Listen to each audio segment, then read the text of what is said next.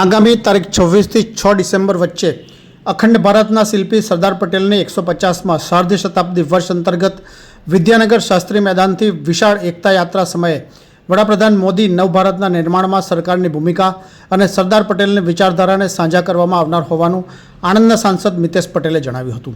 પ્રાપ્ત વિગતો અનુસાર ગત 31મીના સરદાર પટેલની 150માં શારદીય શતાબ્દી જન્મ વર્ષ નિમિત્તે આગામી 26થી 6 ડિસેમ્બર સુધી વિદ્યાનગરના શાસ્ત્રી મેદાનથી વિશાળ એકતા યાત્રાનું આયોજન કરવામાં આવ્યું છે। જેની માહિતી આપતા આણંદ સાંસદ મિતેશ પટેલે જણાવ્યું હતું કે અખંડ ભારતના શિલ્પી કે જેઓએ દેશના 563 રજવાડા એકત્ર કરી અખંડ ભારતની રચના કરી હતી, તેમના યોગદાન અને તેમની વિચારધારા ખાસ કરીને યુવાઓ સુધી પહોંચે તેમજ નવા ભારતના નિર્માણમાં સરકારનું યોગદાન જેવા વિષય ઉપર દેશના વડાપ્રધાન મોદી ઉપસ્થિત રહી જનસભા સંબોધી સરદાર પટેલની વિચારધારા અને નવા ભારતનું નિર્માણ તથા વર્ષ 2047માં દેશ વિશ્વની સૌથી મોટી આર્થિક શક્તિ બનશેના વિચારો સાંઝા કરવામાં આવનાર હોવાનું જણાવ્યું હતું। એકતા યાત્રાની સાથે કેન્દ્રીય મંત્રી મનસુખ માંડવિયા જોડાશે અને માર્ગ પરના તમામ વિધાનસભા ક્ષેત્રને આવરી લેવામાં આવશે। આ ઉપરાંત જિલ્લાના અન્ય વિધાનસભા વિસ્તારોમાં પણ આ દિવસે એકતા યાત્રાના આયોજન કરવામાં આવશેનું જણાવ્યું હતું। નમસ્કાર। એક ભારત શ્રેષ્ઠ ભારત જેને આપણને સૂત્ર આપ્યું હતું એવા આદરણીય સરદાર વલ્લભભાઈ પટેલ સાહેબની 150મી જન્મજયંતિ છે। કરમસદથી કેવડિયા મુકામ સુધી 150 કિલોમીટર અને એમાં 40 કિલોમીટર આણંદ જિલ્લામાં જ્યારે પદયાત્રા નીકળી રહી છે ત્યારે આદરણીય પ્રધાનમંત્રી નરેન્દ્રભાઈ મોદી સાહેબ 26 તારીખના રોજ 26 નવેમ્બરના રોજ શાસ્ત્રી મેદાન ખાતે જનસભાને સંબોધન કરી રહ્યા છે। ત્યાર પછી લેગ ઓફ કરી અને પદયાત્રા ત્યાંથી નીકળીને કેવડિયા સુધી પહોંચવાની છે।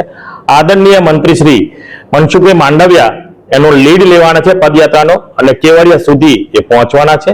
પૂરા આણંદ જિલ્લામાં એક માહોલ છે અને આપણા જિલ્લા પ્રમુખ આદરણીય સંજયભાઈ પટેલના નેતૃત્વ હેઠળ સાતેય વિધાનસભામાં સરદાર સાહેબ @150 એ રીતની પદયાત્રા સાતેય વિધાનસભામાં થવાની છે। યુવાઓને એક અખંડતા અને સરદાર સાહેબે 562 રજવાડા જે ભેગા કર્યા હતા, જર્મનીમાં 9 વર્ષ થયા હતા અને ઇટાલીમાં આ જ રીતના જે કામ કરવામાં 23 વર્ષ સુધી લાગ્યા હતા, પરંતુ સરદાર સાહેબે 180 દિવસમાં 562 રજવાડાને ભેગા કરીને દેશને જે આઝાદી અપાવી હતી, એકતા સાથે રાષ્ટ્ર પ્રેમ સાથે યુવાઓ જોડાય અને યુવાઓને એક નવો મેસેજ મળે। આદરણીય પ્રધાનમંત્રી નરેન્દ્ર મોદી સાહેબ એક વિકસિત ભારત, એક શ્રેષ્ઠ ભારત બનાવવા જઈ રહ્યા છે, નવા ભારતના નિર્માણ કરાવવા જઈ રહ્યા છે। સ્વદેશી અભિયાન સાથે જ્યારે પ્રધાનમંત્રી કહેતા હોય તો આવો આપણે બધા જ 26મી તારીખે આદરણીય પ્રધાનમંત્રી નરેન્દ્રભાઈ મોદી સાહેબની સભામાં જોડાઈએ અને આ પદયાત્રામાં જોડાઈએ। પૂરા ભારત દેશમાંથી દરેક જિલ્લામાંથી આ પદયાત્રામાં જોડાવાના છે અને ભારત દેશમાં ઇતિહાસ રચાય એ રીતની આ પદયાત્રા છે। हलचल टीवी नेटवर्क और आप देख रहे हैं हलचल टीवी न्यूज। हर हलचल पर नजर, हर हलचल की खबर।